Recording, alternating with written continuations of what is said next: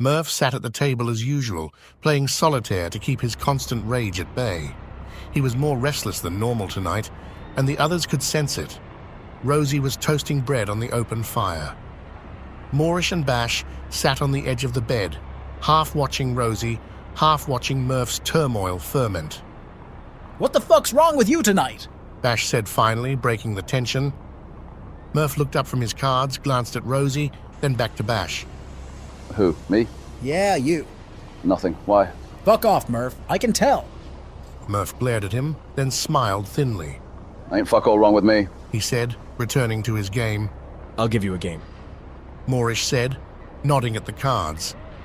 Both Bash and Rosie shot him a glare that said, "What the fuck are you doing?"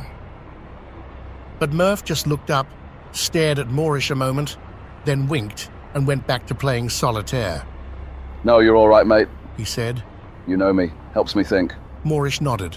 Bash judged him with a shake of the head. Moorish ignored it. Rosie took a freshly toasted slice from the fire and dropped it on the table in front of Murph. No thanks. Murph said, not looking up. "Well, fuck you then." Rosie snapped. Moorish shot up from the bed like a rat up a drainpipe and grabbed the toast. "I'll have it," he said. Rosie stared at him. "Yours is still toasting." That's okay. Said Murph, still not looking up. Let him have it. Rosie shrugged. Moorish gulped it down. Bash laughed. "Fuck off, Murph. What are you thinking? 'Cause I know you're cooking something up." Murph looked up and gave Bash a blank, thoughtful stare. I was thinking, one of the geezers who turned up to give the blind beggar crew a kick-in. That was Mickey Kidney, weren't it? Bash shrugged. "Looked like him, yeah. Why?" Murph turned to Rosie. You know his bird, don't you? Rosie nodded. "Yeah, sort of. Long Liz. They live together. They used to, down Dorset Street. Last I heard, she was at a doss house on Thrall and Dean. Why?" Murph's brain was working overtime. If I remember right, He said slowly. she ain't exactly trustworthy, is she? "Well, she likes to tell a tall tale or two, if that's what you mean." Murph nodded. She used to live in Dorset Street. Rosie nodded again. "What are you thinking?" She asked. Murph smiled slightly. Well, if she was to hear that the crew responsible for the kidnapping came out of Dorset Street, she's bound to run her mouth to Kidney. Kidney tells the Slade brothers, and we're off the hook. At least for a while. "Might work. Said Bash. She loves a good yarn, that one." Murph smiled too. A cold, calculating smile. Nothing ventured, nothing gained. We've got fuck all to lose. And like I said, it'll buy us a bit of time. Keep Tommy Slade off out back anyway. Tommy sat across from Mickey in the back room of the Black Swan. He poured a stiff drink into a glass and pushed it across to him. "Did you recognize any of them?" Mickey threw the gin down in one and wiped his mouth with the back of his hand. Tommy poured him another without waiting. "The lad we gave a kicking to, only 'cause his mask slipped. Little Alfie, from the Blind Beggar." "You know much about him?" Mickey shrugged. "Enough. That lot are small time. Bit of street theft, petty shite. Geezer runs 'em, Toby, thick as fuck. Chances of him organizing something like the raid on this place? Nah, not a chance." Tommy nodded thoughtfully, jaw working. "What about Lucy?" Mickey shook his head. Chloroform? Nah, they ain't got the brains for that." Tommy sat back brooding, just as Gabe appeared from the bar. "It's all right, boys. Gabe said, full of sarcasm. You two have a nice rest. Put your feet up. Me and the girls will do all the graft, yeah." Tommy stuck 2 fingers up at him. "About fucking time you did some work, you lazy bastard." "Me the lazy bastard? Gabe laughed, giving Tommy a look. What are you doing anyway?"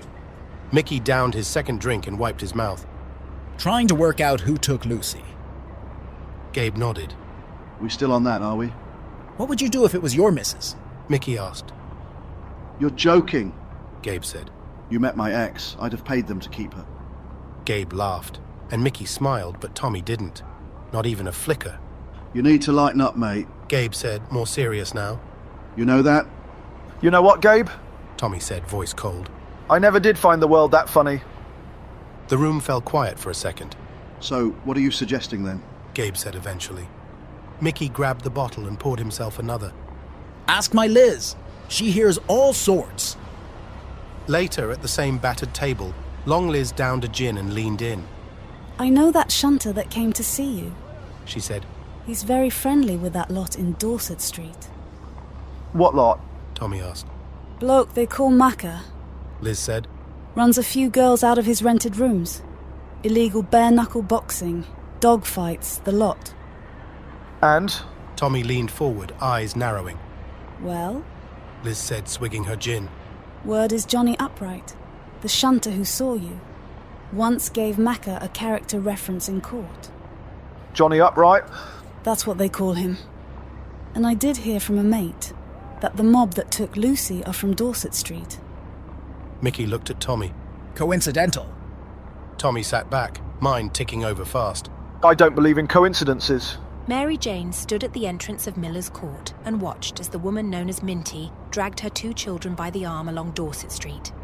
Julia joined her on the way out and also watched, over Mary Jane's shoulder, as Minty cursed and cajoled her poor kids down the street, encouraging them to go through every dirty pool of slimy, manure-infused water. She always does that, Julia said. Mary Jane glanced towards Julia and noticed her for the first time, then turned back to watch Minty. I hate seeing it. The way she treats her kids. Sweet little bairns, too. reckons it's the only way she can earn.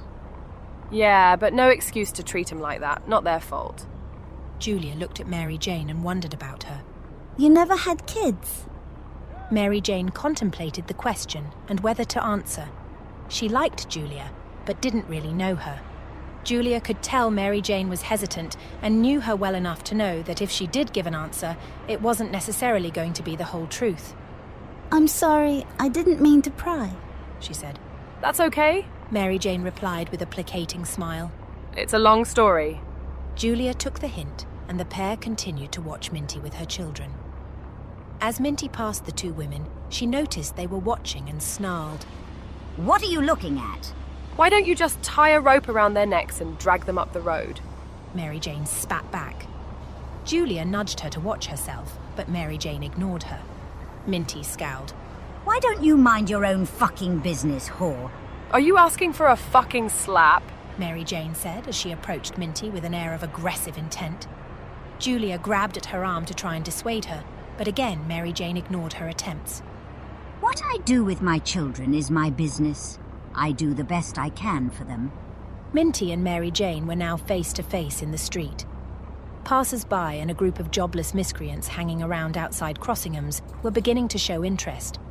With no work and no money for beer, any street altercation was a welcome distraction from the misery, boredom and monotony.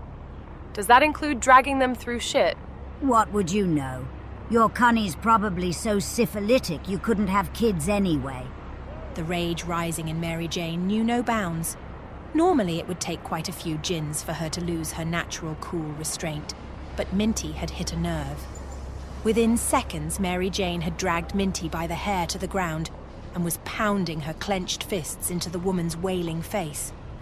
The residents from Crossingham's were yelling and cheering in encouragement.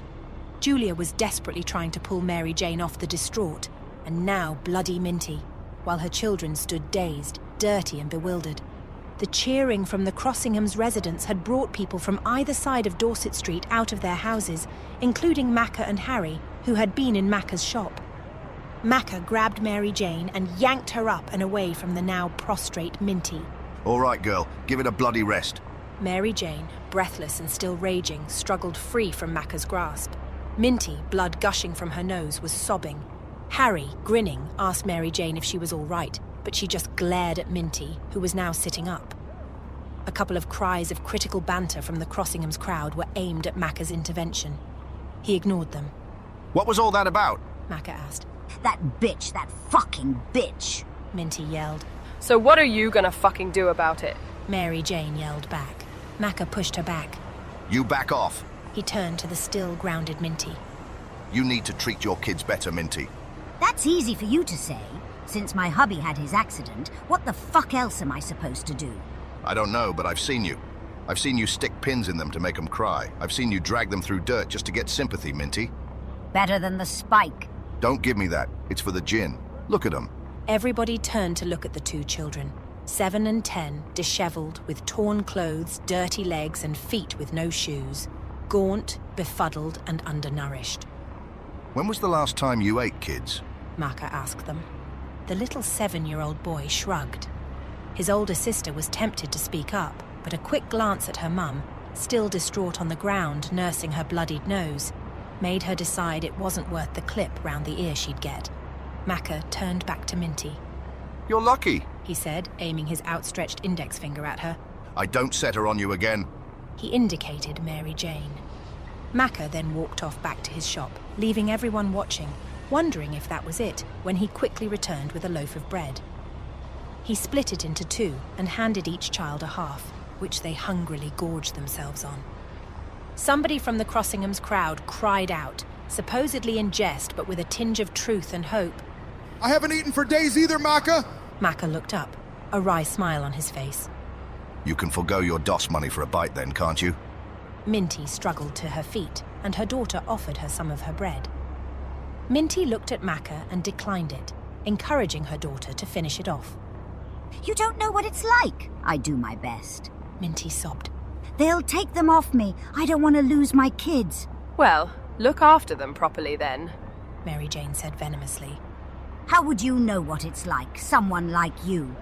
Mary Jane took a step towards her. Minty took a step back, but Maka intervened, pushing Mary Jane back. You need to sort yourself out, Maka said as he glared at Mary Jane. Mary Jane was still silently raging, and she stuck her 2 fingers up at Maka.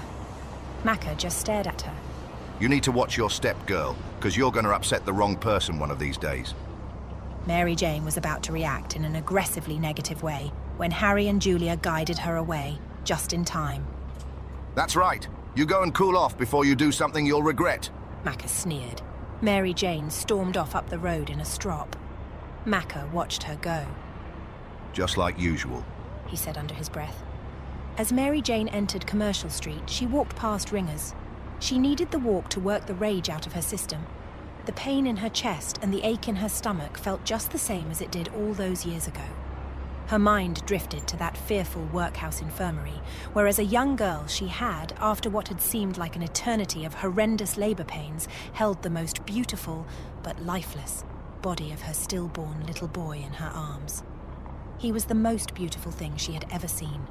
Her heart had felt like it had been wrenched to pieces, the pain worse than any physical pain of childbirth, and the emptiness she had endured as she said her last goodbye to her little boy, only to be told by the infirmary doctor that due to the type of labour she had, she would never be able to have children again. Mary Jane needed a drink. No, she needed a lot of drinks. Fuck what Barney had to say. As she reached the 10 bells, she searched her skirt pockets for money. She found just enough for 1 gin. She swore under her breath. She needed more than one. Inside the 10 bells, she purchased a gin and scanned the bar for prospective patrons to stand her a drink. There were a couple of blokes that were possibilities, but they'd want something in return, and right now she couldn't be doing with any of that, even though it was a quick way of alleviating her current lack of finances. Her dilemma soon found a less stressful solution when Julia appeared through the double doors, looking for her. Her first words, "Do you need another?" instantly drove away Mary Jane's rising anxiety. Mary Jane downed the gin, and Julia, knowingly, had already lined up another. Mary Jane gave her a warm smile. Thank you. Don't worry about it. I feel partly responsible. I didn't mean to. I know. It's my fault, not yours. I've been losing the will since Barney lost his job at the fish market. Another? Julia asked. You shouldn't. You've stood me a drink on many occasions. I did a couple of jobs for Maka, so it's my turn to stand you a drink or 2. Bastard he is! He looks out for you. Mary Jane rolled her eyes. There's only one person Maka looks out for. Don't you believe it? You didn't see yourself. I thought you were gonna kill her. I wasn't that bad, Mary Jane scoffed. Julia widened her eyes. Really? He saved you from the drop. Mary Jane looked at her gin and put her hand to her face, suddenly emotional again. She downed her gin and looked at Julia. I hate my fucking life. Julia offered a comforting smile. Join the club. A slight smile played around Mary Jane's lips. Yeah? She said, recognizing that everybody down here was in the same situation. That's why they were here. The doors to the 10 bells opened and Harry entered. Great timing, Mary Jane said as she held up her gin glass. Knew I should have gone to Ringer's, he said with a look of playful recognition. The nighttime festivities at the Black Swan had reached a merry pitch. The atmosphere was electric. Just being part of the throng was enough to lift a punter's spirits, no matter how down or depressed, and make life feel worth living. Lucy, though worked off her feet, was enjoying it. There was something deeply satisfying about working a busy bar on nights like this.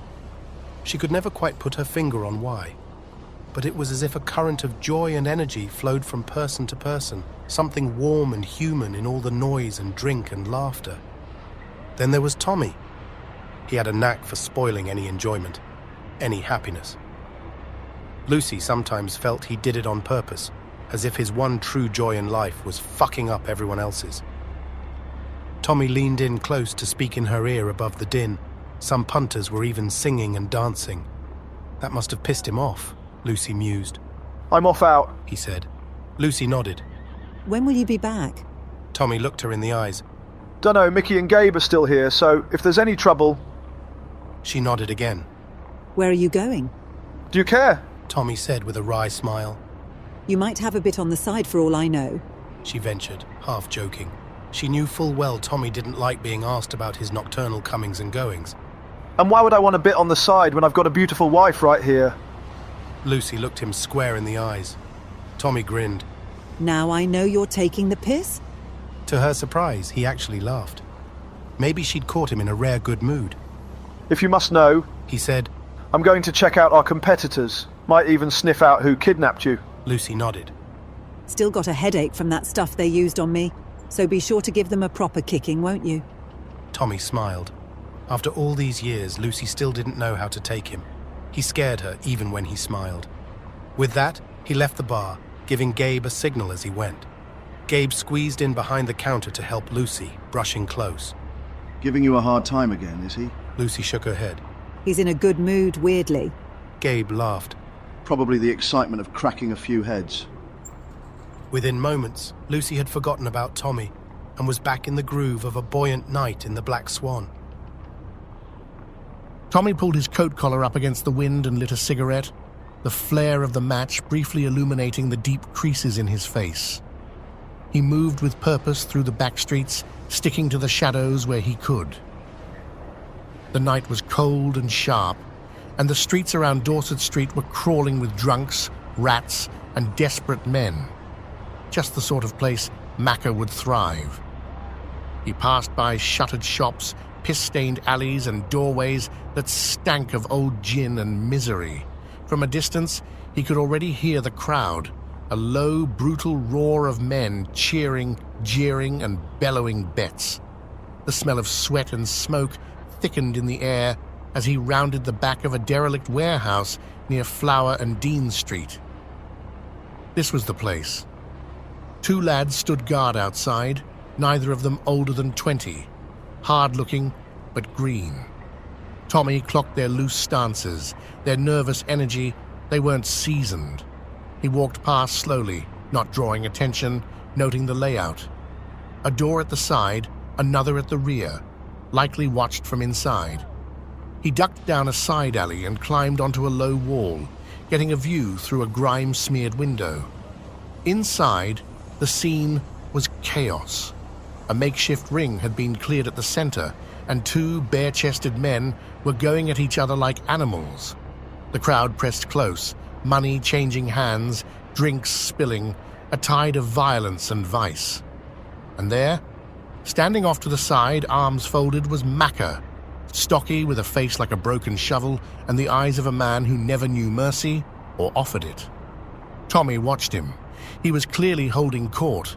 People came to him with questions, problems, offerings, all filtered through a wiry man in a red waistcoat who seemed to act as Macca's mouthpiece.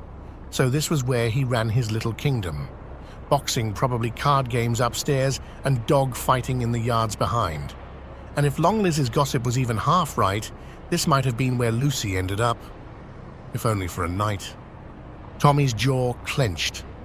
The thought of her being dragged through this place burned something in him. He didn't love many things. Maybe not even Lucy, not really. But she was his, and no one took what was his. He slipped back down from the wall and faded into the alley's darkness. He'd seen enough for now. But Macca had just moved up the list, high. Tomorrow, he'd formulate a plan, and maybe soon someone in that warehouse would be leaving with broken bones, or not leaving at all.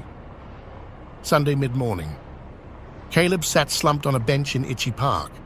Beside him, an old woman, more a heap of rags than a person, snored softly, surrounded by the bulk of her worldly possessions.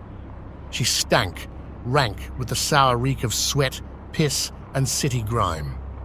He barely noticed. Her stench matched his mood. He was skint.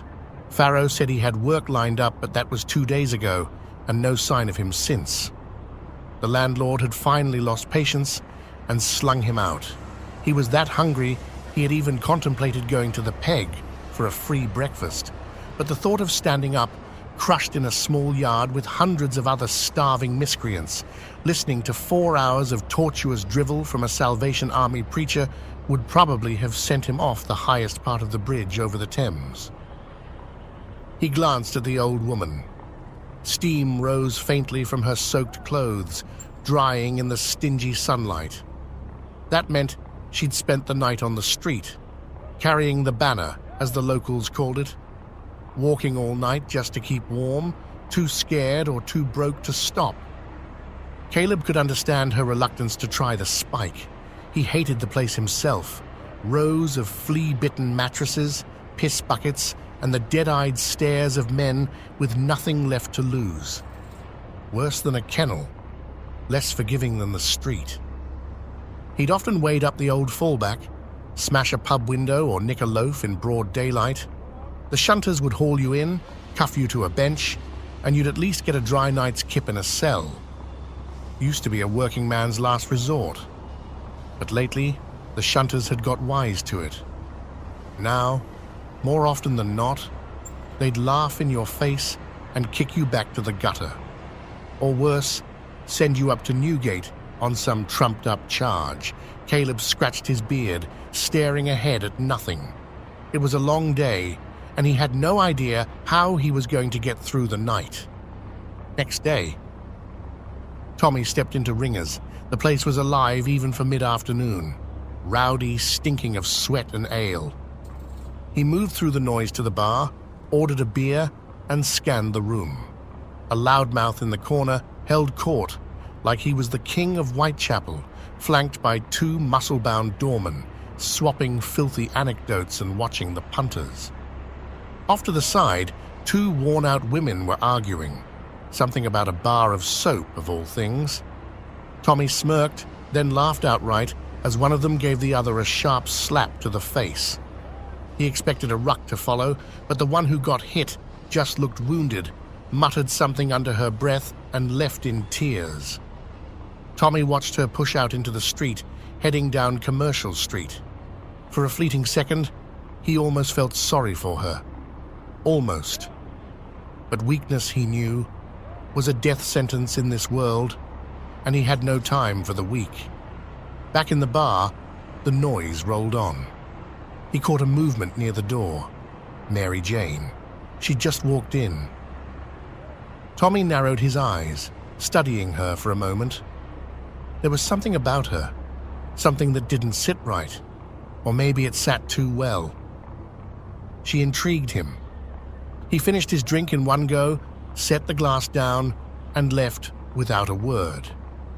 Flem watched from across the street and smiled to himself. Well, well. He muttered.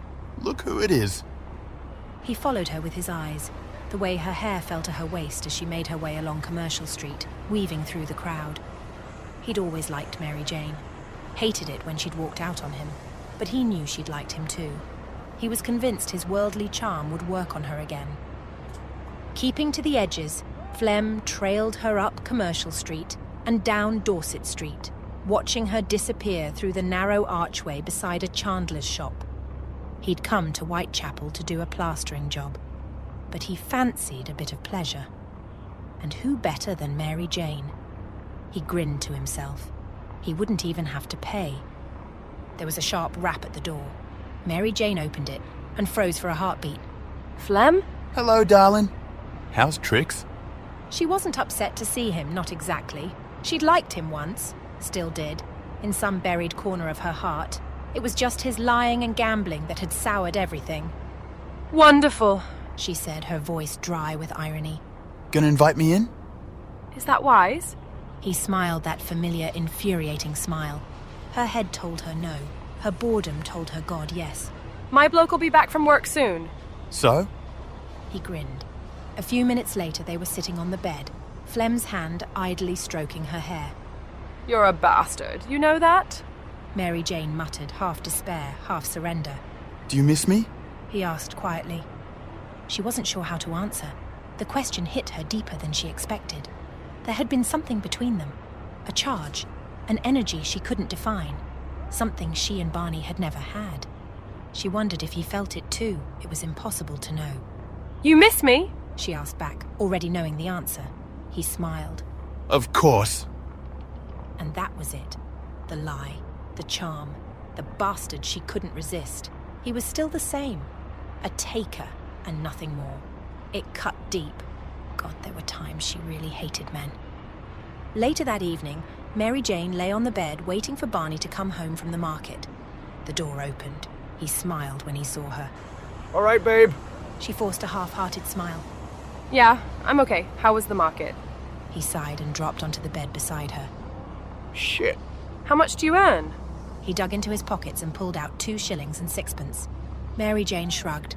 That's okay, I suppose. Barney looked deflated. Not good, is it?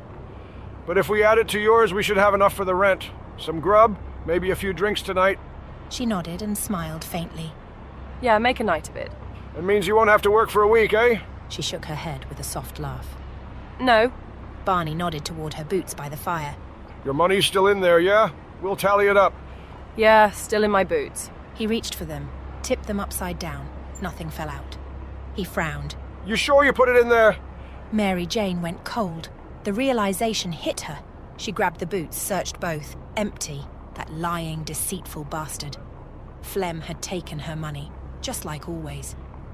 Have you been out and spent it? Barney asked, his tone sharpening. She slumped back on the bed, sick with herself. When will I ever learn? How the fuck do I explain this? Well? Barney pressed, irritation rising. Think, Mary Jane, quick. Oh no, I remember, she said suddenly. I gave it to Macca. He was giving me grief over the rent. Barney exhaled, nodding. Right. Well, we'll use mine for tonight and tell him we'll square it up later. Mary Jane smiled, relieved.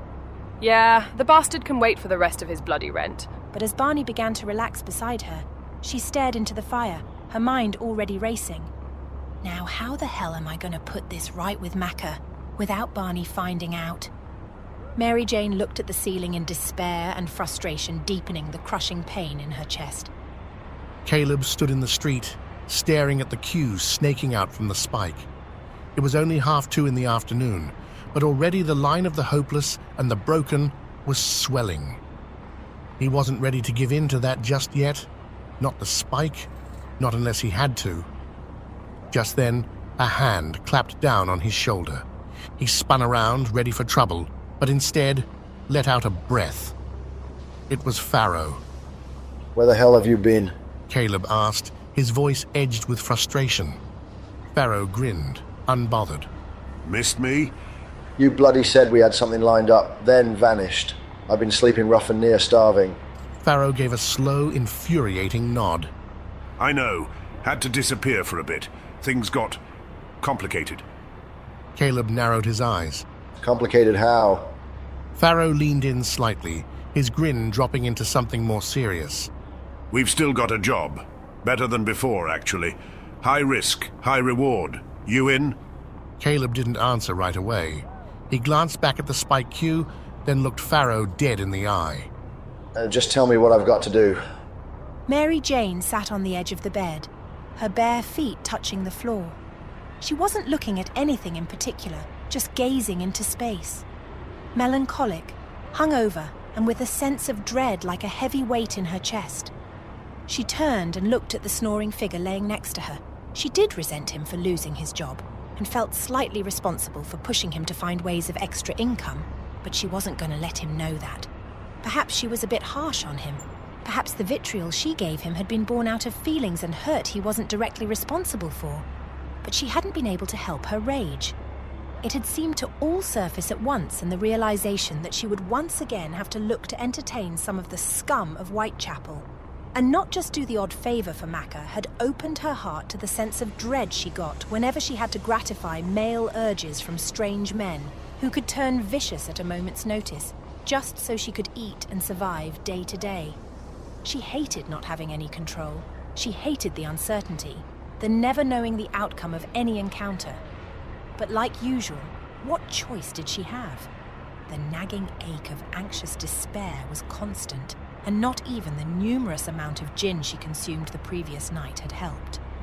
She contemplated a hair of the dog down at Ringer's, leant over to her skirt neatly folded on a chair near the fire, and checked her pockets. They yielded nothing, and she slumped back on the bed. Barney moaned something incomprehensible and threw a groping hand in Mary Jane's direction, but she aggressively brushed it away. "You've had that, mate," she thought to herself. "I'm not servicing you and the unwashed dregs of Spitalfields." Her mind drifted to Hutch and his leer and furtive grope in the 10 Bells when he heard Barney had lost his job. Normally it wouldn't bother her, but he knew that she would soon have little choice but indulge his sweaty, odour-ridden, humping, hulking mass. She cringed. At least she could make Barney have a bath. Fuck it! She needed the bog! Mary Jane shot up with a new impetus, put on her skirt, boots, bodice, draped her maroon shawl over her shoulders, and was out of the door before Barney could stir.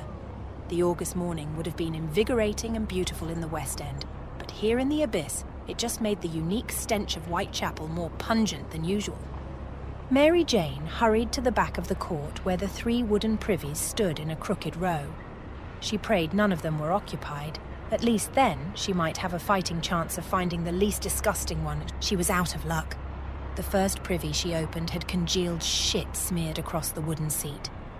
Fucking wonderful, she muttered, wrinkling her nose and moving to the next. The second wasn't much better. Vomit splattered across the floorboards and dripping down the inside of the box. She slammed that one shut in disgust and tried the last. Third time lucky, sort of. The seat was wet with piss, but aside from that, it was the cleanest of the 3. The stench of congealed day-old shit made her gag. Mary Jane held her breath, hitched up her skirt and got on with her business as quick as she could. As she squatted, she mused bitterly on the fact that these 3 privies were expected to service the whole of Miller's Court, and half the drunks who staggered in off Dorset Street at night. And Macca, or Harry, when he was nagged into it, only emptied the buckets when forced, which wasn't nearly often enough. When she had finished, she made her way to Macca's Chandler's. Breakfast, she decided. Anything to get the taste of that filth out of her mouth, if Macca would put it on tick.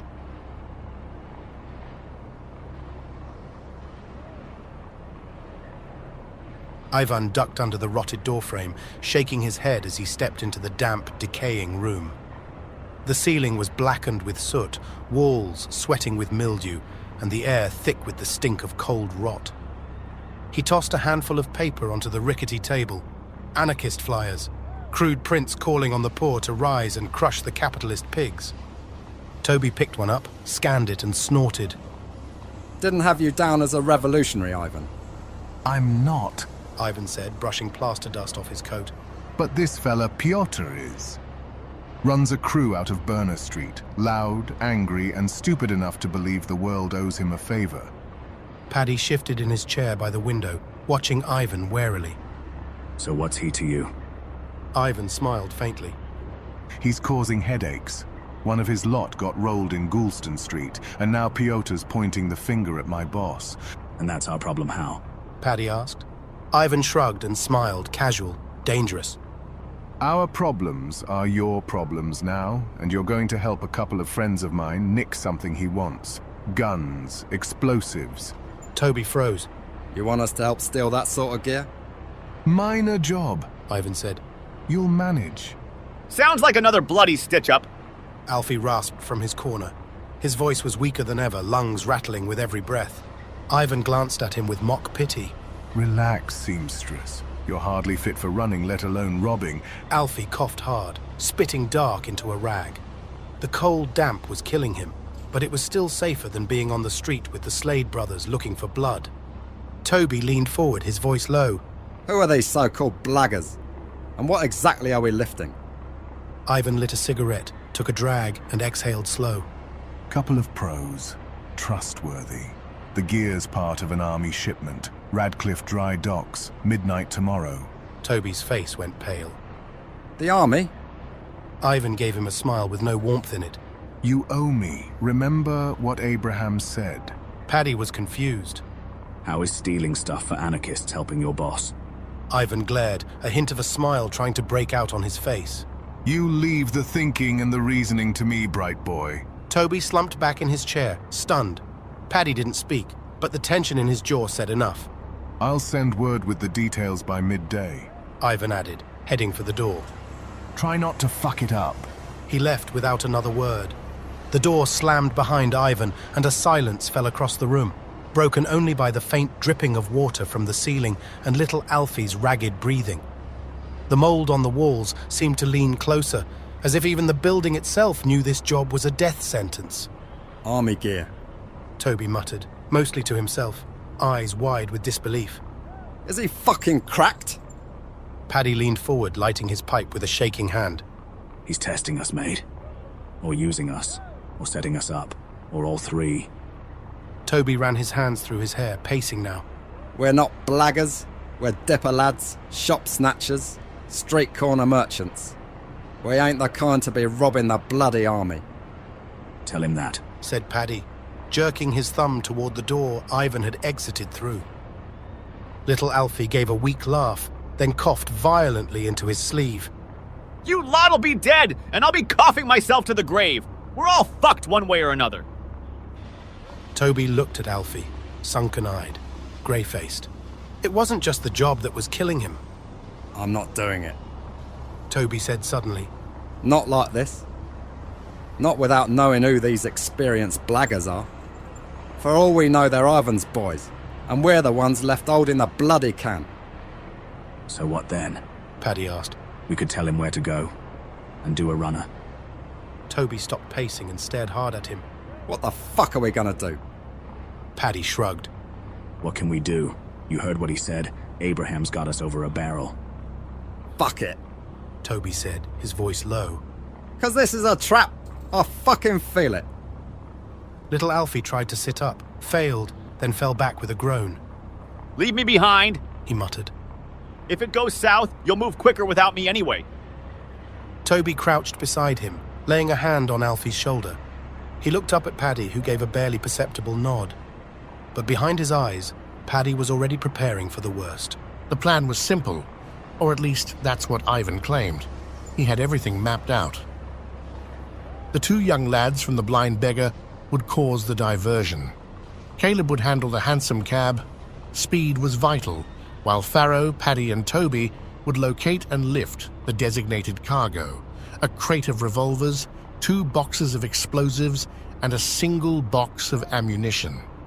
The full shipment at Radcliffe Dry Docks contained far more, but Ivan knew better than to get greedy.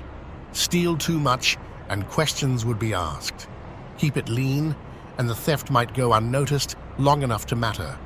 Besides, a few guns and some firepower were worth their weight in favors, especially with the Burner Street lot. It gave Ivan more options and more control over events. Could everyone be trusted to play their part? Ivan didn't care. These men were expendable. He always had an escape route ready. He always planned for failure, just not his own. The night was dark, a constant drizzle slicking the cobbles and dampening the gaslight glow. Caleb cruised through the back streets in the cab, the horses clip-clopping at a steady, unremarkable pace, fast enough to be efficient, slow enough not to draw attention. The yellow lanterns overhead bathed the narrow lanes in just enough light to navigate, but not enough to reveal. Shadows clung to every doorway and alley. One such shadow watched from the dark, a figure hidden in a crumbling doorway, breathing slow, deliberate breaths. He had seen the cab approaching and crept closer, melting into the night. His eyes had locked on her. Red hair, flowing down over her shoulders, a bonnetless woman, Mary Jane. A hunger rose in him, sharp and painful, the kind that made his hands tremble and his heart race. But just as the cab pulled to a halt and the driver leaned down to speak to her, the moment shattered. The figure recoiled with fury, nearly shaking with frustration. She was supposed to be his. He had felt it in his bones. Now she was talking to someone else, a man. He cursed, the words soft and venomous, and drifted back into the darkness, still trembling, still hunting. Caleb leaned down from the cab. I'd offer you a lift, Mary Jane, he said with a wry smile. But I've got work to do. Mary Jane raised an eyebrow. You have gone up in the world, Caleb. Suddenly, a hard knock thudded against the side of the cab. The door creaked open, and Ivan glared out, his face like stone.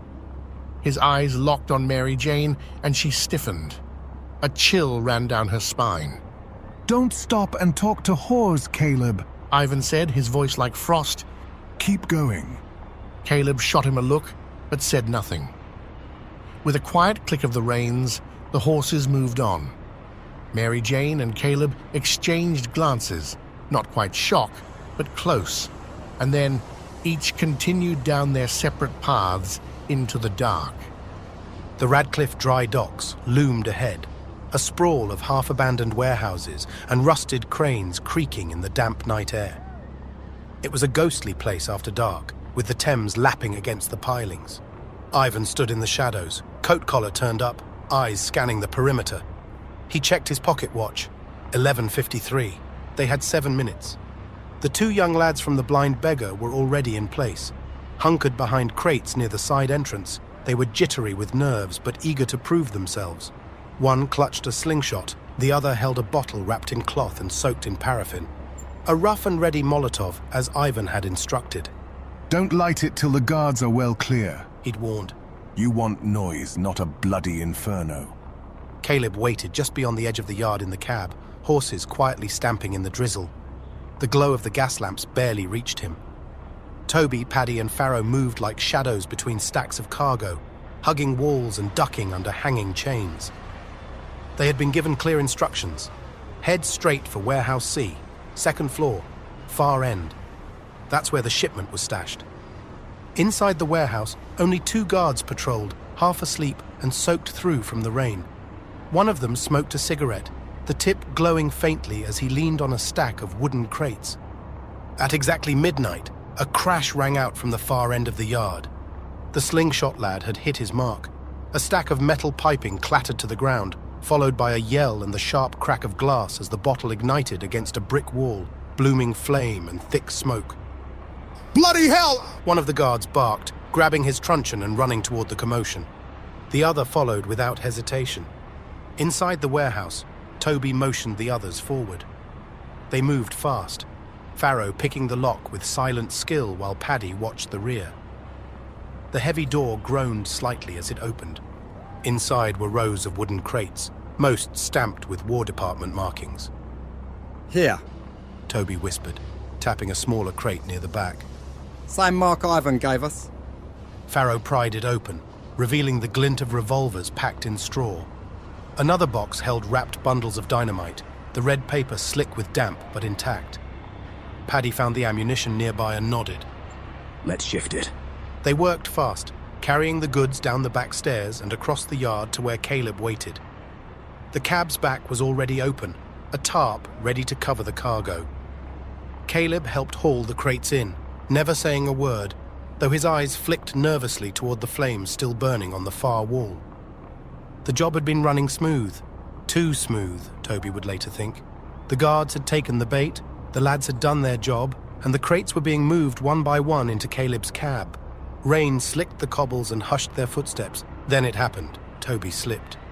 His boot skidded on a patch of oil near the warehouse stairs, and the crate, one filled with dynamite, crashed to the ground with a loud, echoing crack. "Shit!" Paddy hissed, grabbing his arm. The crate didn't go off, but the sound was loud enough to turn every head in the yard. A guard's voice rang out. Oi! What was that? Over there! Warehouse C! They were caught. Go! Farrow snapped, lifting the crate back into Toby's arms and shoving him forward. Caleb had already cracked the reins in panic. Toby and Paddy sprinted, darting through the yard toward the cab. Another shout came from behind. The guards were on them. Whistles blew, boots slammed the wet ground. Toby flung the crate into the cab, nearly diving in after it. What about Farrow? Paddy barked, glancing back. Farrow had ducked behind a stack of tarps, already surrounded by approaching footsteps. He looked up to see Ivan, calm, dry, and watching from the shadows nearby.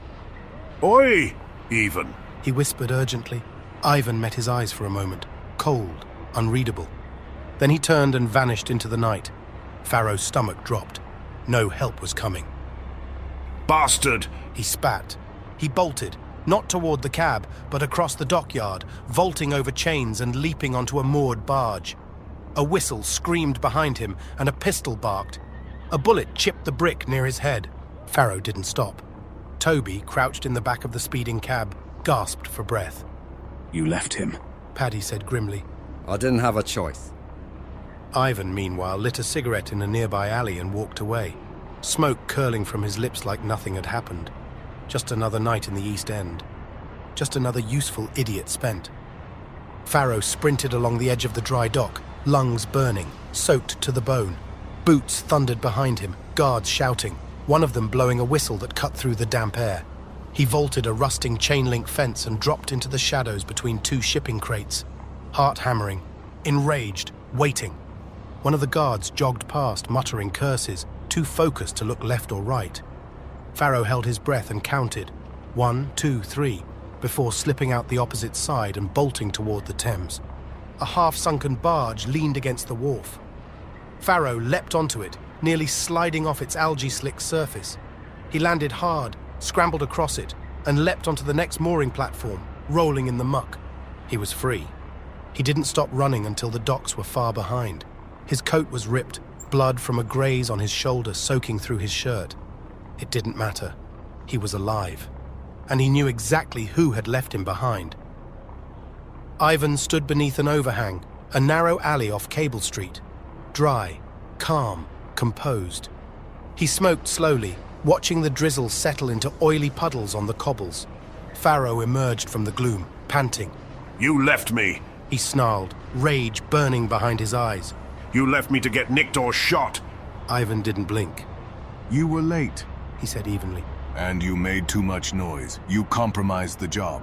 Farrow stepped closer, shaking with fury. Compromised? I saved Toby's arse, that's what I did. You cold bastard. Ivan flicked the cigarette away. You're not as useful as you think you are. Farrow's hand reached instinctively for the knife on his belt. Ivan moved faster. The flash of steel caught the lamplight for only a moment before it sank deep into Farrow's gut. He gasped, staggered, his hand clenching around Ivan's arm in shock. Blood gushed hot between his fingers. Ivan leaned in, calm as ever. This is the problem with street men like you.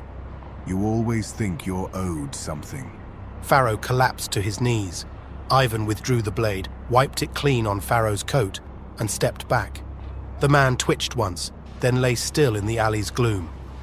Ivan lit another cigarette, took a slow drag, and walked away without a glance. Behind him, the rain washed the blood down the gutter. The warehouse stank of engine oil, damp timber and stale smoke. Rain dripped steadily through a cracked skylight. The stolen crates, marked with army insignia, were stacked against the far wall, steam still rising from the horses outside. Toby paced, tense, arms folded. Paddy stood smoking near the door, jaw tight, eyes darker than usual. Caleb slammed the warehouse door shut and stormed in. Where the fuck is Farrow? Ivan was already there, standing by a crate, calmly flicking the ash from his cigarette. Caleb stepped forward, his fists clenched. He was right behind us. Where is he? Ivan raised an eyebrow, nonchalant. How should I know? Don't play dumb, you smug bastard. Caleb took another step forward. He got chased because Toby dropped that crate. He was covering for you lot, and now he's vanished. Ivan didn't flinch. Maybe he got picked up. Maybe he didn't run fast enough. Not my concern. Caleb's fists shook at his sides. You used him. Ivan stepped into Caleb's space, calm, cold. He was paid to do a job. He did it. Or he didn't. That was his choice. You heartless bastard. Easy. Ivan cut him off, voice low but deadly. Getting angry won't bring him back. And getting brave won't do you any favors, cabbie. Caleb spat at the floor. Ivan leaned back, eyes sliding toward Toby. But if you want someone to blame, maybe ask your mate there why he dropped the crate. Toby blinked. It wasn't my fault. It was wet. It slipped. Bullshit. Paddy snapped suddenly, stepping forward. You're losing your nerve. Toby looked between them, jaw working, but no words came. Ivan gave a shrug, like he'd seen it all before. He's not wrong. This job needed clean hands. Not my fault you lot are fucking useless. Toby's voice cracked. It was a fucking accident. Don't mean nothing now. Paddy growled. Silence hung for a moment. Caleb turned without a word and marched to the door. Where are you going? Toby called.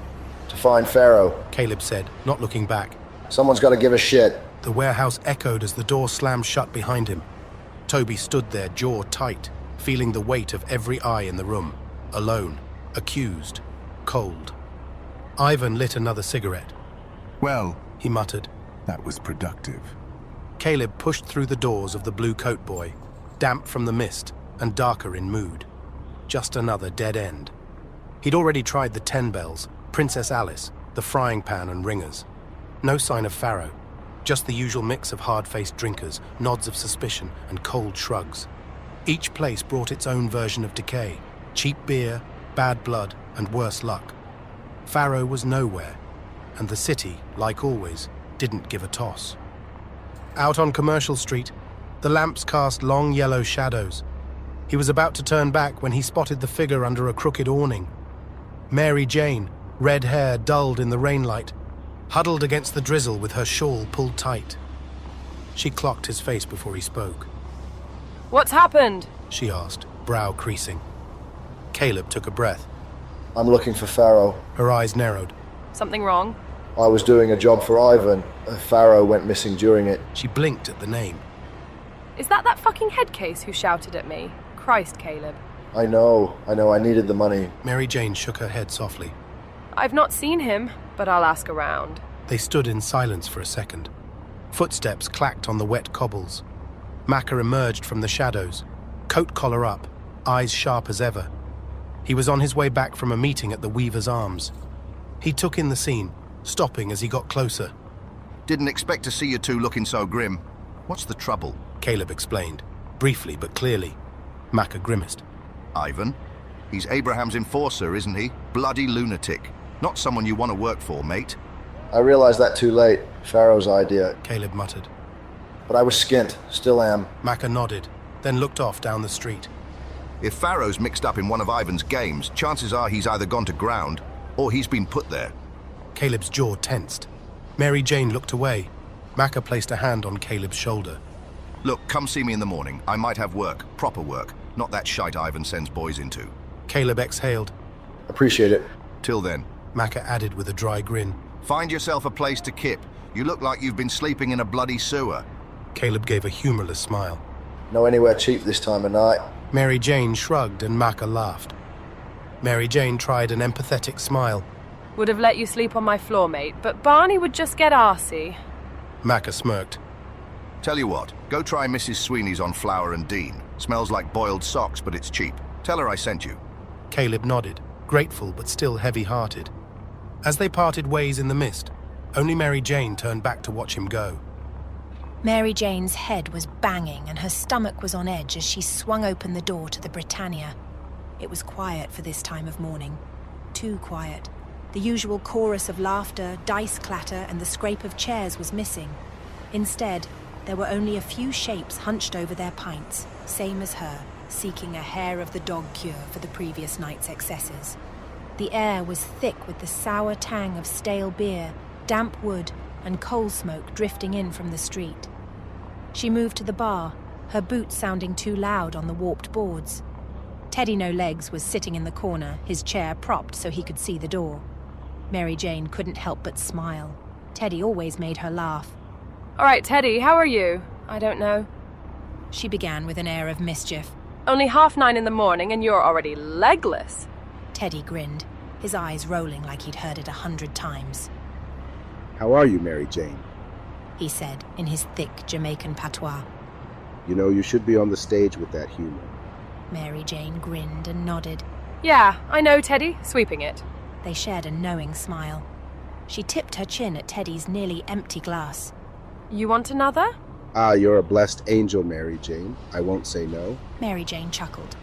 I've been called many things in my time, Ted, but never a blessed angel. Teddy shook his head. No, I cannot believe that. She fetched 2 drinks from the barmaid and set one in front of him before sitting down. How are you then, Teddy? She asked. Oh, you know, same dreary business. Ain't that the truth? She said with a sigh. No payout yet then? Teddy's expression darkened. No, I think I've been long forgotten, Mary Jane. She offered a sympathetic smile. There's a lot of us like that down here, Teddy. Yes, he said, nodding. It certainly feels like it, but it's no good maudlin into our beer. We must stay positive. Today is another day. Mary Jane laughed. Yeah, good for you, Teddy. Today's the day when a rich, lugubrious man and his sister come to Whitechapel, sweep us off our feet, and take us to live a life of luxury. Teddy laughed with her. I wasn't joking, she said, but she was still smiling. They both knew the truth. Anyway, what happened to you last week? Didn't see you about. Oh no, Mary Jane, I was too busy getting myself unceremoniously banned from the Princess Alice. No! She gasped in mock outrage. Teddy gave her a knowing look. You know me, too much tipple and someone upsets me. You and me both, Teddy. Usually it's Barney. How is the boy? Teddy asked. Mary Jane shrugged. You know how it is, since he lost his job. Teddy gave her a warm, pitying smile. Found anything else? No, can't fault him for trying, but he lost his license and everything. Ain't no decent paying work going round. What about you? Mary Jane's expression cooled. You know how it is. You do what you have to. Bit dodgy at the moment, girl. Mary Jane's jaw tightened. Why haven't they caught this fucker yet? Teddy's gaze met hers and didn't blink. Maybe they don't want to. She smiled wryly. You're even more cynical than me, Teddy. Hard-learned experience, Mary Jane, from people looking down their noses at you like a piece of shit for too long. Mary Jane studied him. On the surface, Teddy was mild and full of jokes. But beneath, he was simmering with the same rage and frustration she'd been carrying for years. The doors to the Britannia swung open, and in came a woman of no little notoriety. Teddy No Legs swore under his breath. Time for work, I think. Mary Jane turned, her eyes narrowing.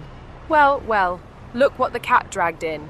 Murdered any babies lately? Frock. The woman, known locally as Flowers on the Frock, carried a reputation that stank worse than the drains on Dorset Street. Rumour had it that children left in her care had mysteriously disappeared. Nothing had ever been proved, but no one in the East End needed a court verdict to make up their minds. Frock's head snapped towards Mary Jane, eyes flashing. Mary Jane held her ground. Got a problem, have you? For a moment it looked like the woman might retort, but before she could, the barmaid's voice cut across the room. Excuse me, out please, you're barred. Frock turned to her. Why? What have I done? The barmaid shrugged without warmth. Boss's orders. Sorry. Sorry, my arse. Frock muttered, spewing a stream of half-heard curses as she backed toward the door, her glare never leaving Mary Jane's face. Mary Jane stared her down until the last second, refusing to blink. The doors swung shut behind the departing woman. God, I hate that fucking woman! Mary Jane spat. No? Teddy said with mock surprise. You'd never be able to tell. Remind me not to upset you. Mary Jane laughed. You could never upset me, Teddy. You're too lovely. Teddy chuckled, shaking his head. I've been called many things, Mary Jane, but never lovely. He said, echoing her earlier comment. I can't believe that, she replied with a wink and a warm smile. For a moment, the air between them softened, but outside, the rumble of a cart on Commercial Street reminded them both that the world beyond the Britannia was colder, hungrier, and far less forgiving. Annie sat hunched at the rough table in Crossingham's lodging house kitchen, arms wrapped around her aching belly. The pain in her stomach and chest had been gnawing at her all day. Her head throbbed. Hunger scraped her insides raw. She dreaded the church bells striking midnight. Once it tolled, Donnie would ask the same question he asked every night. and she knew she had the same answer. 2 men sat behind her, strangers, maybe traders in for the market. They talked quietly, too low to catch a word. Annie didn't care. She just stared at the table and waited for midnight. The clock finally chimed 12. Right on cue, Donnie stepped into the kitchen. His eyes landed on her instantly. "All right, Annie? Got your DOS money, girl?" "Not yet," she said softly. She tried a pleading smile. "I'm good for it, though. You know I am." Donnie looked at her for a long moment. He didn't hate her. Maybe he even pitied her. But Dorset Street was full of women just like Annie. Desperate, hungry, exhausted. He'd walked past Itchy Park earlier and seen bodies huddled on benches, sleeping in shifts because the shunters moved them on all night. He sighed. "You know the rules. If I break 'em for you, I gotta do it for everyone." Annie lowered her eyes. She'd expected nothing more. She sat there a moment, slumped, then lifted her head. "Will you keep the bed for me?" she whispered. Donnie softened. He shrugged, nodded. "As long as I can." Annie stood and turned toward the door with the slow, heavy steps of someone carrying too much sadness. "Annie!" a voice called from behind. She paused and turned. One of the strangers, the younger one in a sailor's cap, beckoned her. Normally she'd be cautious, but tonight she was too worn to care. She went to him. He shifted along the bench, making room. She sat at the edge. He leaned in and whispered something in her ear. A few years ago, she might have balked at the proposal. Now she barely hesitated. Hunger, thirst, fear of the streets. These things made simple decisions. She nodded. The double-partition bed was filthy. Sticky blankets, sour stench, stains of God knows what. The experience was quick, rough, over before she could even retreat into her mind. But afterward, the bed was warm. Better than carrying the banner all night. Better than being chased from doorways by shunters. Better than freezing. Annie lay in the dark and stared at the ceiling. She had long stopped cursing her luck, or her dead husband. What good did it do? Getting money for a DOS and a gin was hard enough. Stock for hawking was a distant dream. Every day her head pounded, her belly growled, and just trying took all the strength she had left. A week later she was back in the kitchen at midnight. Same table, same hunger, same ache. No money, dozens of girls the same as her. Donnie appeared in the doorway like a bad routine. She didn't even try to smile this time. "Please, keep my bed." He hesitated, sympathetic, helpless. "I'll try." It wasn't enough, but it was all there was. Annie pushed herself up and walked into the chill of a late September night. The streets were alive with shadows. Feral men haunted every recess, the kind who'd knife you for a halfpenny or a scrap of bread. Annie avoided them by habit. She passed ringers, crossed the road, lifted her skirt to miss a mound of horse shit. Ahead glowed the 10 bells. She meant to go in. She really did. Maybe cadge a drink. Maybe find someone soft-hearted. Maybe just sit in the heat for a minute. Outside stood a young woman talking to a man. Annie recognized her, the one who'd fought with flowers on the frock. After Annie's own fight over a bar of soap at Crossingham's, she wasn't in the mood for more trouble. She crossed the street and kept walking. Hanbury Street lay quiet in the darkness. She didn't think about it, didn't plan, just turned down it. It's strange, the little things that decide a fate. If not for that quarrel over soap, if not for that girl outside the 10 bells, if not for one moment of, "I'll go this way instead," she would not have been in that yard, at 29 Hanbury Street, where her throat was cut and her insides laid bare. Just one small choice on one cold night. That's all it takes in the abyss. The early hours crept in with a pale wash of dawn light bleeding through a gap in the heavy curtains. Lucy stirred, her mind caught between sleep and a growing sense of unease. She didn't need to look to know he was there. Tommy, perched on the edge of the bed, his broad back hunched, breathing ragged and slow like he'd run a mile and wasn't ready to stop. Then came the sound. Drip, drip. Her heart tightened. She didn't want to look. She knew what it was. It always seemed to be the same. Blood. A dark trail soaking into the floorboards. Another silent reminder of the nights he vanished under the cover of shadows and returned stinking of smoke, sweat, and violence. He called it business. That's all he ever said. No explanation, no details, just business. Lucy thought of asking if he was all right, if he was hurt, but she knew better. The answer would be silence, maybe a grunt if he was in a generous mood. Or worse, his temper, cold and clipped. So she said nothing. Instead, she turned her face to the wall, eyes closing tight, trying to sink back into whatever scrap of sleep she could salvage. Maybe if she could drift off, she could forget the sound of his breathing, the stink of iron in the air, the slow drip that marked the start of yet another bloody morning. The crowd jostled and craned their necks, desperate for a glimpse. From the upper rooms of the crooked terraces along Banbury Street, window space had been rented out, 2 shillings for a decent view over the cramped backyard of number 29. In the yard below, uniformed police moved grimly, heads bowed against the drizzle. A blanket covered the remains. Blood soaked the earth beneath. Another woman, another brutal end. Just one more name soon to be forgotten, one more lonely, destitute soul swallowed up by the city. Some in the crowd wept. Most just stared. A few placed quiet bets on how she died. Walt viewed the scene in the cramped backyard, jaw tight. Aberline was already scanning the area, hands behind his back. A few personal items lay scattered near the body, now covered for modesty. Upstairs windows along the rear of Hanbury Street had begun to fill with curious, whispering onlookers. A wet leather apron hung from the fence separating the yard from next door. D.S. Thick, Johnny Upright, stood off to the side, scribbling in his notebook. Walt exhaled. Looks like this one's all ours. Aberline turned from the fence.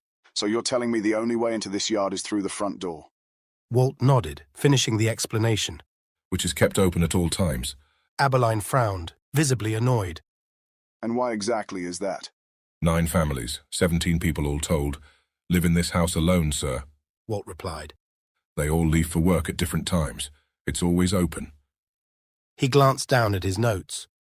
Apparently a carman came through the back here around 4 a.m. Said he just popped out to trim a bit of leather from his boot. Said there was nothing here then. Aberline shook his head slowly. And yet John Davis finds the body here at what, 5:30? Approximately. Walt confirmed. It's inhuman. It's a fucking mess. Walt stated. Aberline stood quietly, scanning the yard, perplexed. I have to say, I haven't seen anything like it in all my years. We'll know more when they take her for post-mortem. Billy Johnny Upright offered. Must be the same hand, though. I want everyone in Hanbury Street questioned. Aberline ordered. Johnny Upright and Walt both nodded. We'll get a better overall picture in a day or so. Aberline added. Eddie chose the right time to go ballooning. Johnny Upright commented sarcastically. He's back day after tomorrow. Walked straight into a right shitstorm. Walt commented, closing his notebook. Lehman Street Station buzzed with frayed nerves and ceaseless activity. Statements were taken, suspects questioned, leads chased. Nothing added up. Aberline sat on the edge of Reed's desk. The chair had been offered but declined. He had other places to be, namely delivering a full report to Sir Charles Warren, the Commissioner. It doesn't make sense, he said. If she didn't have the money for a lodging house and there was access to the property, why not sleep on the landing instead of the bloody backyard? It is September. Reed and Walt shared a look. The owner of the house, Reed started. Mrs. Richardson. Walt supplied. Reed nodded his thanks. Mrs. Richardson said her son regularly cleared out the odd brass and their punters from both the backyard and the landing. Word was, the doors were always open. Aberline played devil's advocate. So she could have gone there to sleep, trying to avoid being moved on from the streets constantly. Reed shook his head. Hardly likely, Gov. A carman was there at 4, cutting a strip off his boot. He'd have seen her. Walt checked his notebook. Said it was just getting light. Definitely no body there. Yeah. Reed continued. And Albert, what's his name, next door went for a piss at number 28 around...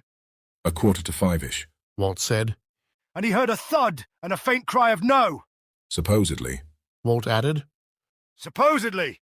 Reed echoed, holding up a hand. And it was John Davis who found the body. Yeah. He found her at 5:30. Walt scanned his notes. We've also got a witness who passed number 29 earlier. Said they saw a man and woman talking. Man asked, "Will you?" And the woman replied, "Yes." Aberline shook his head. Doesn't mean anything. Witnesses get it wrong all the time. Reed pressed on.